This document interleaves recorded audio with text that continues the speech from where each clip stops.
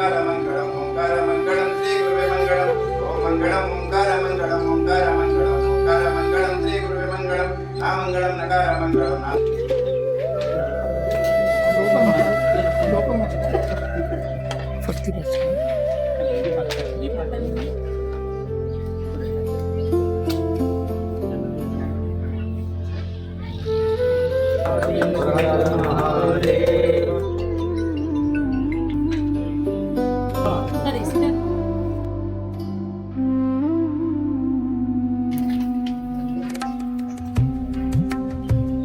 ಆ ಪ್ಲೇಸ್ ಅಲ್ಲೇ ಕೂತ್ಕೊಳ್ಳಿ ನಿಮ್ಮ ಪ್ಲೇಸ್ ಅಲ್ಲಿ ನೀವು.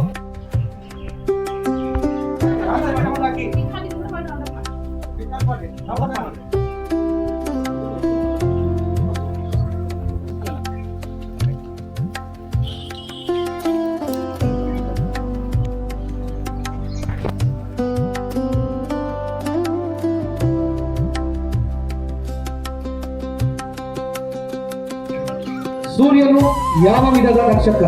ನಾವು ಸ್ಟಾರ್ಟ್ 1 2 3 4. ವೃತ್ತಾಕಾರ ನಕ್ಷತ್ರ. It's right answer. 10 ಅಂಕಗಳು ನಕ್ಷತ್ರ. It's wrong answer. ಪ್ರಶ್ನೆಯಿಂದ 3ನೇ ತಂಡಕ್ಕೆ ವರ್ಗಾಯಿಸಲಾಗಿದೆ. 3ನೇ ತಂಡಕ್ಕೆ ವರ್ಗಾಯಿಸಲಾಗಿದೆ. ಯಶಸ್ ತಂಡಕ್ಕೆ ಸೂರ್ಯನು ಯಾವ ವಿಧದ ನಕ್ಷತ್ರ? ನಿಮ್ಮ ಸಮಯ ಇದೀಗ ಪ್ರಾರಂಭ. 1 2 3 4 5 6 7 8 9 10. ಪಾಸ್. ಗೋಳಾಕಾರ ನಕ್ಷತ್ರ. It's wrong answer. ಪ್ರಶ್ನೆಯನ್ನು ವರ್ಗಾಯಿಸಲಾಗಿದೆ. 5ನೇ ತಂಡಕ್ಕೆ ನಾವು start 1 2 3 4. Sphere. Sphere please. Kannada. High middle lower. ಮಧ್ಯಮ. It's right answer. ಸರಿಯಾದ ಉತ್ತರ. 5 ಅಂಕಗಳು ವೈರಾಗ್ಯಂ ತಂಡಕ್ಕೆ. ಮುಂದಿನ ಪ್ರಶ್ನೆ ವೈರಾಗ್ಯಂ. 3ನೇ ಪ್ರಶ್ನೆ 3ನೇ ತಂಡಕ್ಕೆ ಯಶಸ್ ತಂಡಕ್ಕೆ. ಇದೀಗ ನೇರವಾದ ಪ್ರಶ್ನೆ. ಓಕೆ. ವಿದ್ಯುತ್ ದೀಪವನ್ನ ಕಂಡುಹಿಡಿದವರು ಯಾರು? ವಿದ್ಯುತ್ ದೀಪವನ್ನು ಕಂಡುಹಿಡಿದವರು ಯಾರು? ನಿಮ್ಮ ಸಮಯ 1 2 3 4 5 6. ಥಾಮಸ್ ಆಲ್ವಾ ಎಡಿಸನ್. Edison right answer. 10 ಅಂಕಗಳು ಯಶಸ್ ತಂಡಕ್ಕೆ. ಮುಂದಿನ ಪ್ರಶ್ನೆ 3ನೇ ಯಶಸ್ ತಂಡಕ್ಕೆ 10 ಅಂಕ. ಓಕೆ. ಮುಂದಿನ ಪ್ರಶ್ನೆ ಶ್ರೀ ತಂಡಕ್ಕೆ. ಭೂಮಿ ಸೂರ್ಯನ ಸುತ್ತ ಒಂದು ಸುತ್ತು ಹೊಡೆಯಲು ಎಷ್ಟು ಸಮಯ ಬೇಕಾಗುತ್ತದೆ? It's wrong answer. ಪ್ರಶ್ನೆಯನ್ನು ವರ್ಗಾಯಿಸಲಾಗಿದೆ. ಜ್ಞಾನಂ ತಂಡಕ್ಕೆ ಪ್ರಶ್ನೆ. ಭೂಮಿ ಸೂರ್ಯನ ಸುತ್ತ ಒಂದು ಸುತ್ತು ಹೊಡೆಯಲು ಎಷ್ಟು ಸಮಯ ಬೇಕಾಗುತ್ತದೆ? ನಾವು ಸ್ಟಾರ್ಟ್ 1 2 3 4 5 6. 8 ಸುತ್ತು.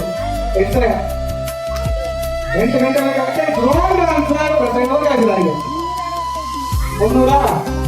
365 ದಿನ ಅಂದರೆ 1 ವರ್ಷ. It's wrong answer. ಮತ್ತೇನಿಲ್ಲ. It's right answer. 5 ಅಂಕಗಳು ವೈರಾಗ್ಯಂ ತಂಡಕ್ಕೆ. ಮುಂದಿನ ಪ್ರಶ್ನೆ 4ನೇ ತಂಡಕ್ಕೆ. ಅಮ್ಮ ನೇರವಾದ ಪ್ರಶ್ನೆ. 4ನೇ ತಂಡಕ್ಕೆ ಶ್ರೀ ತಂಡಕ್ಕೆ. ಮಾನವನ ದೇಹದಲ್ಲಿ ಎಷ್ಟು ಇಂದ್ರಿಯಗಳಿವೆ? ಮಾನವನ ದೇಹದಲ್ಲಿ ಒಟ್ಟು ಎಷ್ಟು ಇಂದ್ರಿಯಗಳಿವೆ? ನಾವು 1 2 3 4 5 organs.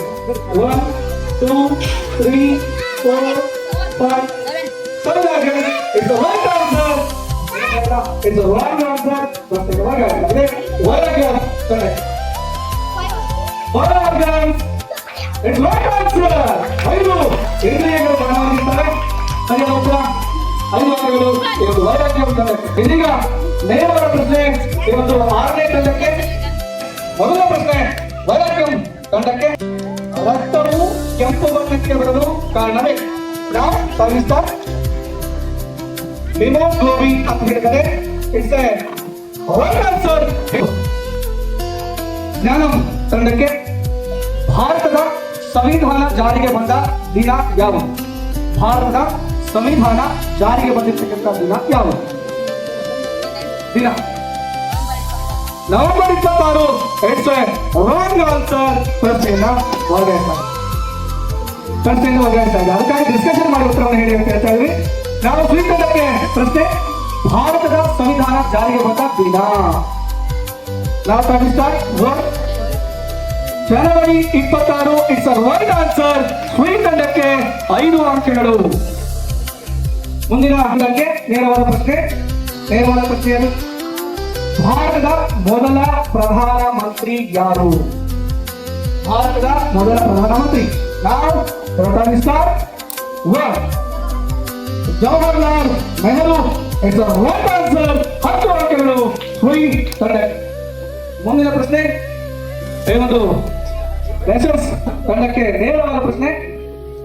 ಜೈ ಹಿಂದ್ ಈ ಒಂದು ಘೋಷಣೆಯನ್ನ ಪ್ರಸಿದ್ಧಗೊಳಿಸಿದವರು ಯಾರು ಎಂದು ಪ್ರಸಿದ್ಧಗೊಳಿಸತಕ್ಕಂಥವರು ಯಾರು?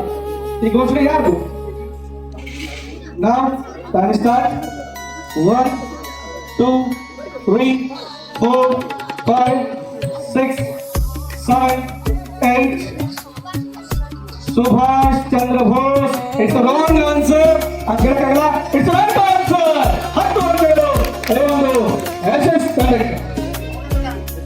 ಏನು ಮುಂದಿನ ಪ್ರಶ್ನೆ ಈ ಒಂದು 2ನೇ ತಂಡಕ್ಕೆ ನೇರವಾದ ಪ್ರಶ್ನೆ. ಧರ್ಮಂ ತಂಡಕ್ಕೆ. ವಿಶ್ವ ಪರಿಸರ ದಿನಾಚರಣೆಯನ್ನ ಯಾವ ದಿನದಂದು ಆಚರಿಸಲಾಗುತ್ತದೆ? ಜೂನ್ 5. ಸರಸ್ವತಿ ಜೂನ್ 5 ಅಂತ ಹೇಳಿದರೆ ಇಟ್ಸ್ ಅ ರೈಟ್ ಆನ್ಸರ್. 10 ಅಂಕಗಳು. ಒಂದು ಧರ್ಮಂ ತಂಡಕ್ಕೆ. ಇನ್ನು ಈ ರೌಂಡ್ನ ಕೊನೆಯ ಪ್ರಶ್ನೆ ಈ ಒಂದು ಐಶ್ವರ್ಯಂ ತಂಡಕ್ಕೆ. ವಂದೇ ಮಾತರಂ ಈ ಗೀತೆಯನ್ನ ರಚಿಸಿದವರು ಯಾರು? Bankim Chandra Chatterjee. It's wrong answer. ಪ್ರಶ್ನೆಯನ್ನ ವರ್ಗಾಯಿಸಲಾಗಿದೆ. ಹೇಳಕ್ಕಾಗಲ್ಲ. It's right answer. ಸರಿಯಾದ ಉತ್ತರ. 10 ಅಂಕಗಳು. ಒಂದು ಐಶ್ವರ್ಯಂ ತಂಡಕ್ಕೆ. ಇಲ್ಲಿಗೆ 2ನೇ ಸುತ್ತು ಕೂಡ. 3ನೇ ಸುತ್ತು ವಚನ ಸಾಹಿತ್ಯ. ಈಗ ವಚನ ಸಾಹಿತ್ಯ ಅಂದ್ರೆ ನಮ್ಮ ಕನ್ನಡದ ಹೆಮ್ಮೆ. ಈಗ ವಚನ ಸಾಹಿತ್ಯದ ರೌಂಡ್ ಅನ್ನು ನಾವು ಆರಂಭ ಮಾಡ್ತಾ ಇದ್ದೇವೆ. ಮೊದಲ ಪ್ರಶ್ನೆ, ವಚನ ಸಾಹಿತ್ಯದಲ್ಲಿ ದಾಸೋಹ ಎಂದರೆ ಏನು? ಇಲ್ಲಿ ನಿಮಗೆ ಪ್ರೊಜೆಕ್ಟ್ ಮೇಲೆ ಕಾಯಕ ಎಂದರೆ ಏನು? ಜ್ಞಾಪಕಗಳು. ವಚನ ಸಾಹಿತ್ಯದಲ್ಲಿ ಕಾಯಕ ಎಂದರೆ ಪೂಜೆ, ದುಡಿಮೆ, ಭಜನೆ, ಯಾತ್ರೆ. ಉತ್ತರವನ್ನು ನೋಡೋಣ. ದುಡಿಮೆ ಸರಿಯಾದ ಉತ್ತರ.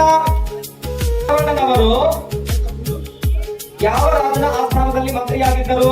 ಕೃಷ್ಣದೇವರಾಯನ ಆಸ್ಥಾನದಲ್ಲಿ, ವಿಕ್ರಮಾದಿತ್ಯನ ಆಸ್ಥಾನದಲ್ಲಿ, ಅಶೋಕನ ಆಸ್ಥಾನದಲ್ಲಿ, ಬಿಜ್ಜಳ ದೇವನ ಆಸ್ಥಾನದಲ್ಲಿ.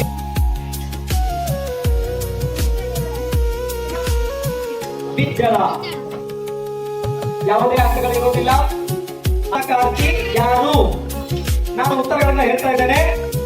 4 ಉತ್ತರಗಳು. ನೀಲಾಂಬಿಕೆ, ಗಂಗಾಂಬಿಕೆ, ಅಕ್ಕ ಮಹಾದೇವಿ, ಲಿಂಗಮ್ಮ. ಮಹಾದೇವಿ ಅನ್ನುವಂತಹ ಉತ್ತರ ಪರಿಶೀಲನೆ ಮಾಡೋಣ. ಉತ್ತರಕ್ಕೆ 10 ಅಂಕಗಳು. Right answer. Right answer. ಮುಂದಿನ ಪ್ರಶ್ನೆ ಟೀಮ್ ನಂಬರ್ 2. ಧರ್ಮ. ವಚನ ಸಾಹಿತ್ಯದಲ್ಲಿ ಪ್ರಮುಖ ಉದ್ದೇಶ ಯಾವುದು? ಉತ್ತರಗಳು. ವಚನ ಸಾಹಿತ್ಯದಲ್ಲಿ ಪ್ರಮುಖ ಭಕ್ತಿ ಮತ್ತು ಸಮಾಜ ಸುಧಾರಣೆ, ವ್ಯಾಪಾರ, ಭಜನೆ ಮತ್ತು ಬೋಧನ. ಪ್ರಶ್ನೆ, ವಚನ ಸಾಹಿತ್ಯವು ಯಾವ ಶತಮಾನದಲ್ಲಿ ಬೆಳವಣಿಗೆಯಾಯಿತು? ಶತಮಾನ, 10ನೇ ಶತಮಾನ, 12ನೇ ಶತಮಾನ, 15ನೇ ಶತಮಾನ? 12ನೇ ಶತಮಾನ. ಉತ್ತರವನ್ನು ಪರಿಶೀಲಿಸೋಣ. ಸರಿಯಾದ ಉತ್ತರ 12ನೇ ಶತಮಾನ. ಐಶ್ವರ್ಯ ಜನಕ್ಕೆ 10 ಅಂಕಗಳು. ಈಗ ನಿಮಗೆಲ್ಲರಿಗೂ ಆಸಕ್ತಿ ಬರುವಂತಹ ಪ್ರಶ್ನೆ ಈಗ ಮೊದಲನೇ ಪ್ರಶ್ನೆ ಯಾರಿಗೆ? ಮತ್ತೆ 6ನೇ ತಂಡಕ್ಕೆ ಬರೋದಿಲ್ಲ. ಮೊದಲನೇ ಆಯ್ಕೆಯ ಪ್ರಶ್ನೆಗಳಿದ್ದಾವೆ, ಮತ್ತೆ ಸೇಮ್ ಹಾಗೆ ಅದೇ ರೀತಿಯಲ್ಲಿವೆ. ಮೊದಲ ಪ್ರಶ್ನೆ ಕ್ರೀಡಾ ವಿಷಯದಲ್ಲಿ ಪ್ರಶ್ನೆಗಳು. ಒಲಿಂಪಿಕ್ ಕ್ರೀಡಾಕೂಟವು 1 ವರ್ಷಕ್ಕೊಂದು ಸಾರಿ, 2 ವರ್ಷಕ್ಕೊಂದು ಸಾರಿ, 3 ವರ್ಷಕ್ಕೊಂದು ಸಾರಿ, 4 ವರ್ಷಕ್ಕೊಂದು ಸಾರಿ ಒಲಿಂಪಿಕ್ ಕ್ರೀಡಾಕೂಟವು ನಡೆಯುತ್ತದೆ. 4 ವರ್ಷಕ್ಕೆ ಸರಿಯಾದ ಉತ್ತರ. ಹೀಗೆ ಕಬಡ್ಡಿ ಆಟದಲ್ಲಿ ಎಷ್ಟು ಆಟಗಾರರು ಇರುತ್ತಾರೆ? ಆಪ್ಷನ್ 5, 6, 7, 8. ಉತ್ತರ ಸರಿಯಾಗಿ ಜೋರಾಗಿ ಹೇಳ್ಬೇಕು, ಕೇಳಿಸ್ತಾ ಇಲ್ಲ. ಒಬ್ಬರೇ ಹೇಳ್ಬೇಕು, ಎಲ್ಲರೂ ಹೇಳಿದ್ರೆ ಕೇಳಿಸುವುದಿಲ್ಲ. 7 ಸರಿಯಾದ ಉತ್ತರವನ್ನ ನೋಡೋಣ. ಟೀಮ್ ನಂಬರ್ 2 ವಿಶ್ವನಾಥ್ ಆನಂದ್ ಯಾವ ಕ್ರೀಡೆಗೆ ಸಂಬಂಧಿಸಿದವರು? Viswanath Anand tennis, badminton, chess, carrom ಆಟಕ್ಕೆ ಸಂಬಂಧಿಸಿದವರು. ಉತ್ತರ ಚೆಸ್. ಉತ್ತರವನ್ನು ನೋಡೋಣ. ಚೆಸ್ ಸರಿಯಾದ ಉತ್ತರ. ಕ್ರಿಕೆಟ್ ಕ್ರೀಡೆಯಲ್ಲಿ ಭಾರತ ವಿಶ್ವಕಪ್ ಪಡೆದ ವರ್ಷ ಯಾವುದು? ಕ್ರಿಕೆಟ್ ಕ್ರೀಡೆಯಲ್ಲಿ ಭಾರತ ವಿಶ್ವಕಪ್ ಪಡೆದ ವರ್ಷ 1983. ಸರಿಯಾದ ಉತ್ತರ ಪರಿಶೀಲಿಸೋಣ. ಉತ್ತಮ ಸರಿಯಾದ ಉತ್ತರ ಶ್ರೀ ಗಣೇಶ್ ಯಾವ ದೇಶದಲ್ಲಿ ಹುಟ್ಟಿಕೊಂಡ ಕ್ರೀಡೆ? ಉತ್ತರಗಳು ಚೀನಾ, ನೇಪಾಳ, ಭಾರತ, ಜಪಾನ್. ಮತ್ತೊಮ್ಮೆ ಉತ್ತರಗಳು China, Nepal, Bharat, Japan.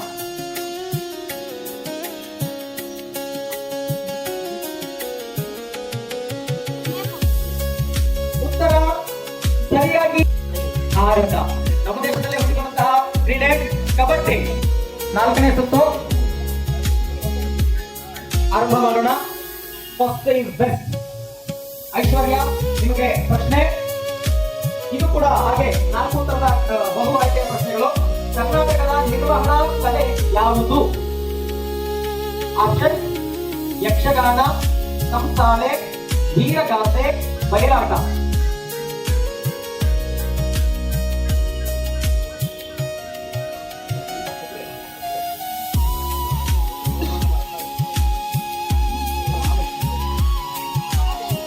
Option Yakshagana, ಕಂಸಾಳೆ, ವೀರಗಾಸೆ, ಬಯಲಾಟ. ಕಂಸಾಳೆ ಉತ್ತರವನ್ನು ಪರಿಶೀಲಿಸೋಣ. ಯಕ್ಷಗಾನ. ರಾಮಾಯಣ ದರ್ಶನವನ್ನು ಬರೆದವರು, ರಚಿಸಿದವರು ದ.ರಾ ಬೇಂದ್ರೆ, ವಿಕ್ರು ಗೋಕಾಕ್, ಕುವೆಂಪು, ಬಿ.ಎಂ. ಶ್ರೀಹಿ. ಸರಿಯಾದ ಉತ್ತರ ಅಂತ ಪರಿಶೀಲನೆ ಮಾಡೋಣ. ತಪ್ಪಾದ ಉತ್ತರ. ಕುವೆಂಪು ರಾಮಾಯಣ ದರ್ಶನವನ್ನು ಬರೆದಿದ್ದಾರೆ. ನೈತಿಕ ಮತ್ತು ಆಧ್ಯಾತ್ಮಿಕ ಜ್ಞಾನ. 2ನೇದು ಮನೋರಂಜನೆ ಮತ್ತು ತಾತ್ಕಾಲಿಕ ಜ್ಞಾನ. 3ನೇ ಉತ್ತರ ತಾಂತ್ರಿಕ ಮತ್ತು ಮಾಂತ್ರಿಕ ಜ್ಞಾನ. ನೈತಿಕ ಮತ್ತು ಆಧ್ಯಾತ್ಮಿಕ ಜ್ಞಾನ. ಗಣಕ್ಕೆ 10 ಅಂಕಗಳು. ಮುಂದಿನ ಪ್ರಶ್ನೆ, ಮಠಗಳು ಜನರ ಸಂಕಷ್ಟಗಳಲ್ಲಿ ಏನು ನೀಡುತ್ತವೆ? ಮಠಗಳು ಧೈರ್ಯ, ಧನ ಮತ್ತು ಆಭರಣಗಳು, ಕೃಷಿಗೆ ಭೂಮಿ, ಉದ್ಯೋಗ. ಸಹಾಯ ಮತ್ತು ಧೈರ್ಯ ನೀಡುತ್ತವೆ, ಧನ ಮತ್ತು ಆಭರಣ ನೀಡುತ್ತವೆ, ಕೃಷಿಗೆ ಭೂಮಿ ನೀಡುತ್ತದೆ, ಉದ್ಯೋಗ ನೀಡುತ್ತದೆ. ಸಹಾಯ ಮತ್ತು ಧೈರ್ಯ ಉತ್ತರವನ್ನು ಪರಿಶೀಲನೆ ಮಾಡೋಣ. ಸರಿಯಾದ ಉತ್ತರ 10 ಅಂಕಗಳು. ಮುಂದಿನ 3ನೇ ಗಣಕ್ಕೆ ಕೊಟ್ಟೂರು ಸ್ವಾಮಿ ಮಠಗಳು ಯಾವ ರಾಜ್ಯದಲ್ಲಿ ಹೆಚ್ಚು ಕಂಡು ಬರುತ್ತವೆ? ಉತ್ತರಗಳು ಯಾವ ರಾಜ್ಯಗಳಲ್ಲಿ ಹೆಚ್ಚು ಕಂಡು ಬರುತ್ತವೆ? ಆಂಧ್ರ ಪ್ರದೇಶ, ತಮಿಳುನಾಡು, ಕೇರಳ, ಕರ್ನಾಟಕ. ಒಬ್ಬರೇ ಹೇಳಿ. ಕರ್ನಾಟಕ. ಮುಂದಿನ ಪ್ರಶ್ನೆ, ಧರ್ಮಗಣಕ್ಕೆ ಮಠಗಳಲ್ಲಿ ನಡೆಯುವ ಧ್ಯಾನ ಶಿಬಿರಗಳಿಂದ ಲಾಭ ಏನು? ಏನು ಲಾಭ? ಉತ್ತರಗಳು ಧನ ಲಾಭ, ಮನಃಶಾಂತಿ, ಅಧಿಕಾರ, ಗೌರವ. ಮನಃಶಾಂತಿ ಎನ್ನುವಂತಹ ಉತ್ತರವನ್ನು ಪರಿಶೀಲನೆ ಮಾಡೋಣ. ಮನಃಶಾಂತಿ ಸರಿಯಾದ ಉತ್ತರ. ಧರ್ಮ. ಹೀಗೆ ಅಂತಿಮ ಪ್ರಶ್ನೆ. ದಯವಿಟ್ಟು ಪೋಷಕರು ಮತ್ತೆ ವೀಕ್ಷಕರು ಸಹಕರಿಸಬೇಕು. ಮಠಗಳಲ್ಲಿ ನಡೆಯುವ ಧಾರ್ಮಿಕ ಕಾರ್ಯಕ್ರಮಗಳು ಯಾವುವು? ಮಠಗಳಲ್ಲಿ ನಡೆಯುವ ಧಾರ್ಮಿಕ ಕಾರ್ಯಕ್ರಮಗಳು ಯಾವುವು? ಸೇವೆ ಮತ್ತು ಸಂಸ್ಕಾರ ಕಾರ್ಯಕ್ರಮಗಳು, ಚರ್ಚೆ ಮತ್ತು ಜಗಳ ಕಾರ್ಯಕ್ರಮಗಳು, ಭಜನೆ, ಕಾಲಹರಣ ಕಾರ್ಯಕ್ರಮಗಳು. ಭಜನೆ ಮತ್ತು ಪೂಜಾ ಕಾರ್ಯಕ್ರಮಗಳು. ಭಜನೆ ಮತ್ತು ಪೂಜಾ ಕಾರ್ಯಕ್ರಮಗಳು ಸರಿಯಾದ ಉತ್ತರ ಅಂತ ನೋಡೋಣ, ಪರಿಶೀಲನೆ ಮಾಡೋಣ. ಸರಿಯಾದ ಉತ್ತರ ಐಶ್ವರ್ಯ ಗಣಕ್ಕೆ ಏನಾದ ಹೇಳಬೇಕು. ನೀವು ಉತ್ತರ ಹೇಳಿದ ಮೇಲೆ ನೆಕ್ಸ್ಟ್ ಕ್ವಶನ್ ಕೇಳುವಾಗ ಉತ್ತರ ಅಲ್ಲಿ ಸಿಗುತ್ತೆ, ಆಗಬಹುದಾ? ಉತ್ತರ ಅಲ್ಲಿ ಸಿಗುತ್ತೆ. ಒಂದು ರೌಂಡ್ ಮಾತ್ರ. ಐಶ್ವರ್ಯ ಗಣಕ್ಕೆ 40 ಅಂಕಗಳು, ಧರ್ಮ 35, ಯಶಸ್ 50, ಶ್ರೀಹಿ 35, ಜ್ಞಾನ 30, ವೈರಾಗ್ಯ ಮತ್ತೆ ಮುಂಚೂಣಿಯಲ್ಲಿದೆ 65 ಅಂಕಗಳು. ವೈರಾಗ್ಯ ಟೀಮ್ ಮುಂಚೂಣಿಯಲ್ಲಿದೆ. ಪ್ರಶ್ನೆ, ಕ್ರಿಕೆಟ್ ಆಟದ ಒಂದು ತಂಡದಲ್ಲಿ ಎಷ್ಟು ಆಟಗಾರರು ಇರುತ್ತಾರೆ? 11 ಸರಿಯಾದ ಉತ್ತರ. ಮುಂದಿನ ಪ್ರಶ್ನೆ, ಭಾರತದ ರಾಷ್ಟ್ರೀಯ ಹಣ್ಣು ಯಾವುದು? ಮಾವಿನ ಹಣ್ಣು ಸರಿಯಾದ ಉತ್ತರ. ಕಂಪ್ಯೂಟರ್ನ ಮೆದುಳು ಯಾವುದು? ಸಿಪಿಯು ಸರಿಯಾದ ಉತ್ತರ. ಮುಂದಿನ ಪ್ರಶ್ನೆ, ಕರ್ನಾಟಕ ರಾಜ್ಯದ ಆರೋಗ್ಯ ಸಚಿವರು ಯಾರು? ಮಧು ಬಂಗಾರಪ್ಪ. ಉತ್ತರ ತಪ್ಪಾಗಿದೆ, 0 ಅಂಕಗಳು. ಮುಂದಿನ ಪ್ರಶ್ನೆ, ಕುರುಗೋಡು ಮತ್ತು ಕಂಪ್ಲಿ ಕ್ಷೇತ್ರದ ಪ್ರಸ್ತುತ ಶಾಸಕರು ಯಾರು? ಉತ್ತರ ಒಬ್ಬರೇ ಹೇಳ್ಬೇಕು. JDS, RCB. ಉತ್ತರ ನೋಡೋಣ, ಸರಿಯಾದ ಉತ್ತರ. ಮುಂದಿನ ಪ್ರಶ್ನೆ, ಭಾರತದ ರಾಷ್ಟ್ರೀಯ ನದಿ ಯಾವುದು? ಗಂಗಾ. ಜೋರಾಗಿ ಹೇಳ್ಬೇಕು. ಗಂಗಾ ಸರಿಯಾದ ಉತ್ತರ. ಮುಂದಿನ ಪ್ರಶ್ನೆ, ಕಂಪ್ಯೂಟರ್ ಪಿತಾಮಹ ಯಾರು?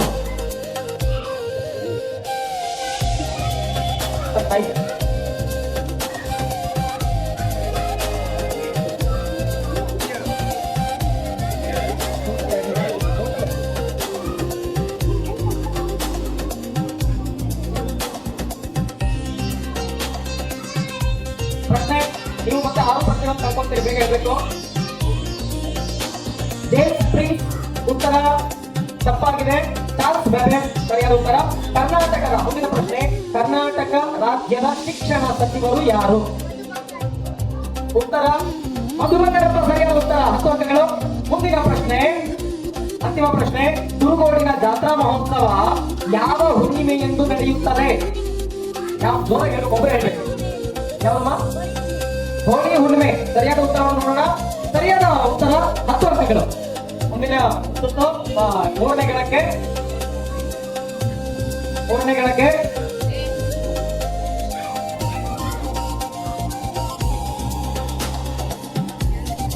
ಮುಂದಿನ ಗಣ ಯಾವುದು? ಯಶಸ್. 3ನೇ ಗಣ ಯಶಸ್ ಕ್ರೀಡೆ. ಸೌರಮಂಡಲದಲ್ಲಿ ಎಷ್ಟು ಗ್ರಹಗಳಿವೆ? 8. ಸರಿಯಾದ ಉತ್ತರ 8 ಅಥವಾ 9 ಕೂಡ ಹೇಳಬಹುದು. ಪ್ಲೂಟೋವನ್ನ ಪ್ಲೇಟ್ ಅಲ್ಲಿ ಹಾಕೊಂಡು ತಿನ್ಬಿಟ್ಟಿದ್ದಾಗಲೇ.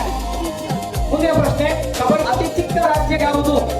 ಪ್ರಶ್ನೆ ಸರಿಯಾಗಿ ಕೇಳಿಸ್ಕೊಳ್ಳಿ, ಡಿಸ್ಕಷನ್ ಮಾಡಿ ಹೇಳಿ. ಭಾರತದ ಅತಿ ಚಿಕ್ಕ ರಾಜ್ಯ ಯಾವುದು? ಭಾರತದ ಅತಿ ಚಿಕ್ಕ ರಾಜ್ಯ ಯಾವುದು?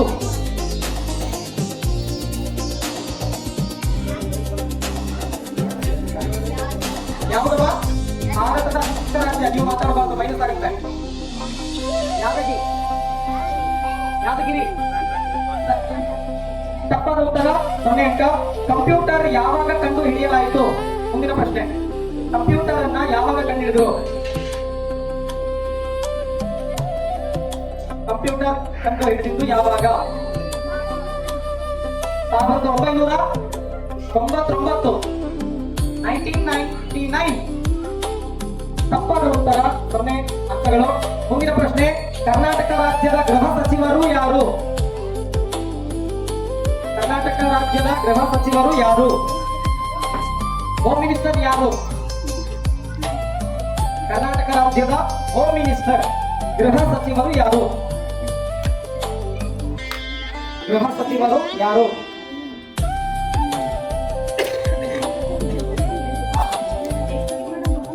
ಇನ್ನೊಂದು ಪ್ರಶ್ನೆ ಇದೆ, ಉತ್ತರ.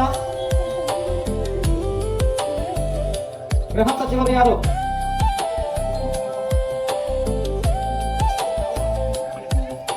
ಗೃಹ ಸಚಿವರು ಮುಂದಿನ ಪ್ರಶ್ನೆ, ಕುರುಗೋಡು ಪುರಸಭೆಯ ಪ್ರಸ್ತುತ ಅಧ್ಯಕ್ಷರು ಯಾರು?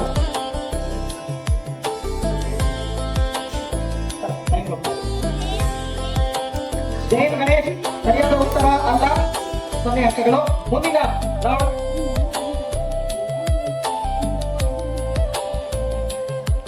ಪ್ರಶ್ನೆ, ಶ್ರೀಗಣಕ್ಕೆ ಸೌರಮಂಡಲದ ದೊಡ್ಡದಾದ ಗ್ರಹ ಯಾವುದು?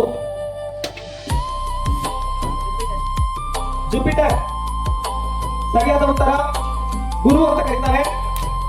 IPL ತಂಡಗಳಲ್ಲಿ ಜರ್ಸಿ ನಂಬರ್ 18 ಯಾರದ್ದಾಗಿದೆ? ಉತ್ತರ ವಿರಾಟ್ ಕೊಹ್ಲಿ. ಸರಿಯಾದ ಉತ್ತರ. ಭಾರತದ ಅತ್ಯಂತ ಉದ್ದವಾದ ನದಿ. ಮುಂದಿನ ಪ್ರಶ್ನೆ, ಭಾರತದ ಅತ್ಯಂತ ಉದ್ದವಾದ ನದಿ ಯಾವುದು?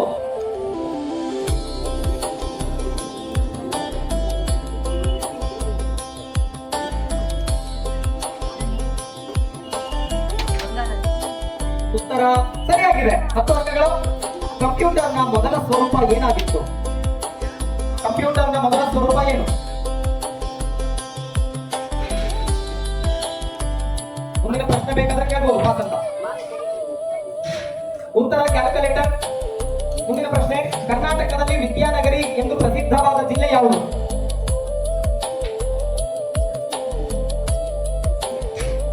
ಪ್ರಶ್ನೆ, ಕರ್ನಾಟಕದಲ್ಲಿ ವಿದ್ಯಾನಗರಿ ಎಂದು ಪ್ರಸಿದ್ಧವಾದ ನಗರ ಯಾವುದು?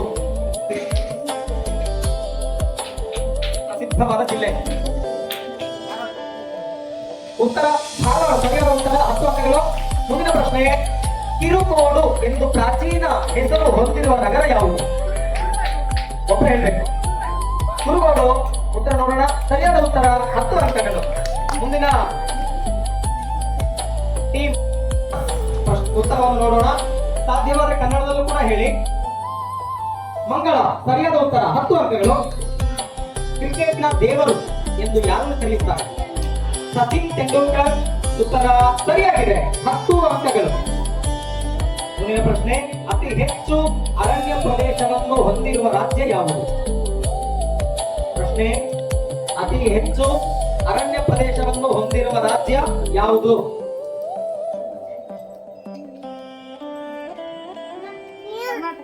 ಕರ್ನಾಟಕ. ಉತ್ತರವನ್ನು ನೋಡೋಣ. ತಪ್ಪಾಗಿದೆ, ಮಧ್ಯಪ್ರದೇಶ ಅತಿ ಹೆಚ್ಚು ಅರಣ್ಯ ವಲಯವನ್ನು ಹೊಂದಿರುವಂತಹ ಪ್ರದೇಶ. ಮುಂದಿನ ಪ್ರಶ್ನೆ, ಸೆಂಟ್ರಲ್ ಪ್ರೊಸೆಸಿಂಗ್ ಯೂನಿಟ್ ನ ಸಂಕ್ಷಿಪ್ತ. ಮುಂದಿನ ಪ್ರಶ್ನೆ, ಕುರುಗೋಡು ತಾಲೂಕು ಎಂದು ಘೋಷಿಸಿದ ವರ್ಷ ಯಾವುದು? ಕುರುಗೋಡು ಯಾವ ವರ್ಷದಲ್ಲಿ ತಾಲೂಕು ಅಂತ ಅನ್ನಿಸ್ಕೊಳ್ತು?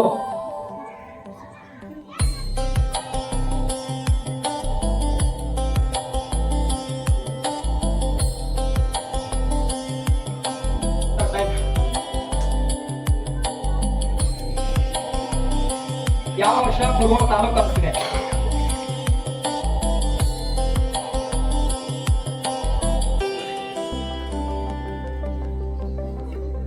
ಲಾಸ್ಟ್ 10 ಸೆಕೆಂಡ್ ಇದ್ದಾಗ ಹೇಳಿ. 2022. ಉತ್ತರ ಸರಿಯಾಗಿದೆ ಅಂತ ನೋಡೋಣ. 2017. 2017ರಲ್ಲಿ ಕಚೇರಿಯಲ್ಲಿತ್ತು. 2015ರಲ್ಲಿ ಘೋಷಣೆ ಮಾಡಿದ್ರು ಕುರುಗೋಡು ತಾಲೂಕು ಮತ್ತೊಬ್ಬರಿಗೆ ಹೋಗೋದು. ತಪ್ಪಳೆ ಕೊಡಬೇಕು ಮಕ್ಕಳಿಗೆ. ಧರ್ಮ ಟೀಮ್ನ ಅಂಕಗಳು ಮಾರ್ಕ್ಸ್ ತೆಗೆದಿರ್ತಾರೆ, ಮಾರ್ಕ್ಸ್ ಕಾಣಿಸ್ತಾ ಇಲ್ಲ. 85 ಅಂಕಗಳು. ಧರ್ಮ ಟೀಮ್ನ ಅಂಕಗಳು 85. ಯಶಸ್ ಟೀಮ್ನ ಅಂಕಗಳು 60. ಶ್ರೀ ಟೀಮ್ನ ಅಂಕಗಳು 75, 75. ಜ್ಞಾನ ಟೀಮ್ನ ಅಂಕಗಳು 60, 60 ಅಂಕಗಳು. ವೈರಾಗ್ಯ ಟೀಮ್ನ ಅಂಕಗಳು ಅತಿ ಹೆಚ್ಚು ಅಂಕಗಳು 95 ಅಂಕಗಳು. ಕೂತ್ಕೊಳ್ಳೋಣ.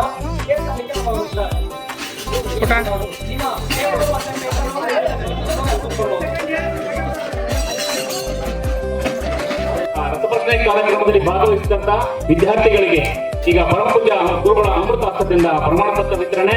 ಈಗ ನಾನು ಅವರ ಹೆಸರನ್ನು ಓದ್ತಾ ಇದ್ದೇನೆ. ತಾವು ವಿದ್ಯಾರ್ಥಿಗಳ ಚಿಣ್ಣರು ಬೇಗ ವೇದಿಕೆಗೆ ಬಂದು ಈ ಒಂದು ಪ್ರಮಾಣ ಪತ್ರವನ್ನು ತಾವು ತೆಗೆದುಕೊಳ್ಬೇಕಾಗಿದೆ. ವಿಜೇತರ ಹೆಸರುಗಳು: ವೈರಾಗ್ಯ ತಂಡದವರು ಭುವನ್ ರಾಜ್, ನಮನ್, ಅಂಕಿತಾ, ಅರುಣಾ, ಭವಿತಾ.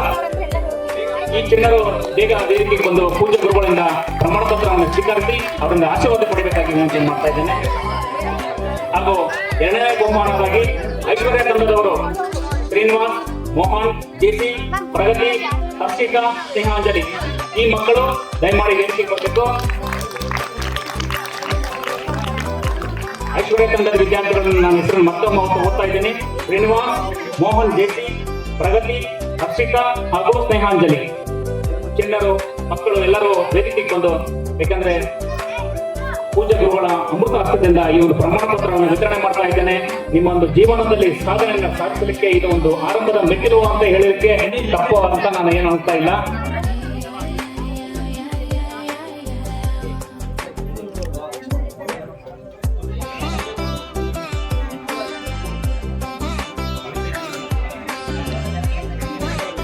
ಗುರುಗಳ ಆಶೀರ್ವಾದ ಕೇವಲ ವಿಜೇತರಾದವರಿಗೆ ಮಾತ್ರ ಅಂತ ತಾವು ದಯವಿಟ್ಟು ಅನ್ಕೋಬೇಡಿ. ಈ ರಸಪ್ರಶ್ನೆ ಕಾರ್ಯಕ್ರಮದಲ್ಲಿ ಭಾಗವಹಿಸಿದ ಎಲ್ಲ ಚಿಣ್ಣರಿಗೂ, ಎಲ್ಲ ಮಕ್ಕಳು ವೇದಿಕೆಗೆ ಬಂದು ಗುರುಗಳಿಂದ ಆಶೀರ್ವಾದ ಪಡೆಯಬೇಕಾಗಿ ನಾನು ವಿನಂತಿಯನ್ನು ಮಾಡ್ತೇನೆ. ಎರಡನೇ ಹಂತದಲ್ಲಿ ಇರ್ತಕ್ಕಂಥ ವಿದ್ಯಾರ್ಥಿಗಳು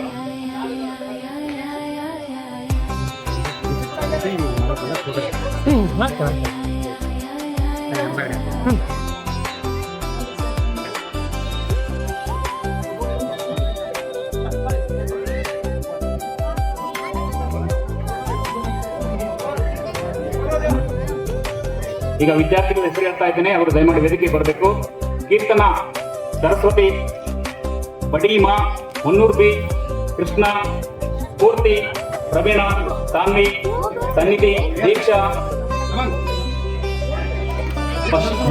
ಮುಷೀರ್, ಹನೀಫಾ, ಶಿಫಾ, ಅನನ್ಯ, ನಿಹಾರಿಕಾ, ಹರೀಶ್, ಭವಾನಿ, ಸಮರ್ಥ, ಅಂಜುಮ್, ಸ್ವಾತಿ, ಎಲ್ಲ ಮಕ್ಕಳು ದಯಮಾಡಿ ವೇದಿಕೆಗೆ ಬೇಗ ಬೇಗ ಬಂದು ಪೂಜಾರಿಂದ ಆಶೀರ್ವಾದ ಪಡಿಬೇಕಾಗಿ ವಿನಂತಿ. ಇಂತಹ ಒಂದು ಅದ್ಭುತವಾದ ಕಾರ್ಯಕ್ರಮಕ್ಕೆ ನೀವು ಭಾಗವಹಿಸಿದ್ದಕ್ಕೋಸ್ಕರ ನಾನು ಧನ್ಯವಾದಗಳನ್ನು ತಿಳಿಸ್ತಾ ಇದ್ದೀನಿ.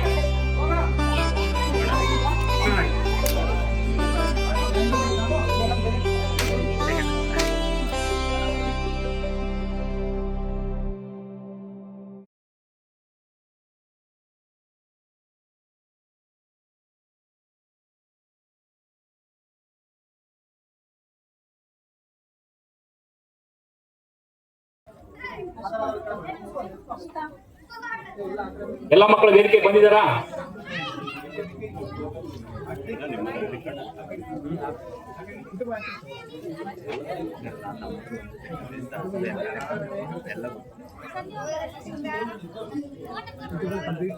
ಯಾಕೆ ಅಂತಂದ್ರೆ ಪ್ರತಿಭೆ ಯಾರ ಸೊತ್ತು ಅಲ್ಲ, ಬೆಳೆಯುವ ಪೈರು ಮೊಳಕೆಯಲ್ಲೇ ಅಂತಾರಲ್ಲ, ಹಾಗೆ ಚಿಕ್ಕ ಮಕ್ಕಳು ಈ ಒಂದು ಸಾಧನೆ ಅದು ಒಂದು ಹಿಮಾಲಯ ಪರ್ವತಕ್ಕೆ ಸಮಾನ ಅಂತ ನಾನು ಭಾವಿಸ್ತೇನೆ. ಇದು ನಿಮ್ಮ ಜೀವನದ ಸಾಧನೆಯನ್ನು ಸಾಧಿಸಲಿಕ್ಕೆ ಇದು ಮೊದಲ ಮೆಟ್ಟಿಲು ಅಂತ ಹೇಳಿದ್ರೆ ತಪ್ಪಲ್ಲ ಅಂತ ನನ್ನ ಭಾವನೆ. ರಸಪ್ರಶ್ನೆ ತುಂಬಾ ರಸವತ್ತಾಗಿ ನಡೀತು. ಕಾರ್ಯಕ್ರಮದ ನಿರೂಪಕರು ತುಂಬಾ ಅತ್ಯುತ್ತಮವಾದ ಪ್ರಶ್ನೆಗಳನ್ನು ಕೇಳಿ ಕೇವಲ ಮಕ್ಕಳಿಗೆ ಅಷ್ಟೇ ಅಲ್ಲ, ನಮಗೂ ಸಹ ಜ್ಞಾನವನ್ನು ನೀಡಿದ್ರು ಅಂತ ಹೇಳ್ಬೋದು. ಇಲ್ಲಿ ಪುಟ್ಟೂರು ಸ್ವಾಮಿ ಸಂಸ್ಥಾನ ಮಟ್ಟ ಕುರುಗೋಡಿನಲ್ಲಿ ನಡೀತಕ್ಕಂಥ ವಿಶೇಷವಾದ ಕಾರ್ಯಕ್ರಮ, ವಿನೂತನವಾದ ಕಾರ್ಯಕ್ರಮ. ಕೇವಲ ಧರ್ಮಕ್ಕೆ ಸಂಬಂಧಪಟ್ಟ ಕಾರ್ಯಕ್ರಮ ನಡೀತಾ ಇದ್ದೇವೆ ಅಂತ ಅನ್ಕೋಬೇಡಿ. ಜ್ಞಾನಕ್ಕೆ ಸಂಬಂಧಪಟ್ಟ ಕಾರ್ಯಕ್ರಮಗಳು ನಡೀತಾ ಇದ್ದೇವೆ ಅನ್ನೋದಕ್ಕೆ ಇವತ್ತು ನಡೆದಕ್ಕಂಥ ಈ ರಸಪ್ರಶ್ನೆ ಕಾರ್ಯಕ್ರಮವೇ ಸಾಕ್ಷಿ ಅಂತ ಹೇಳ್ಬೋದು.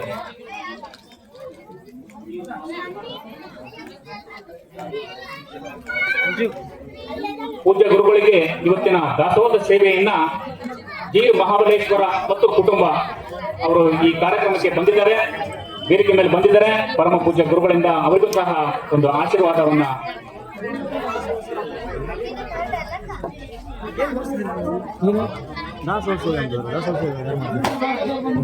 ನೆಕ್ಸ್ಟ್ ಬರಲ್ಲ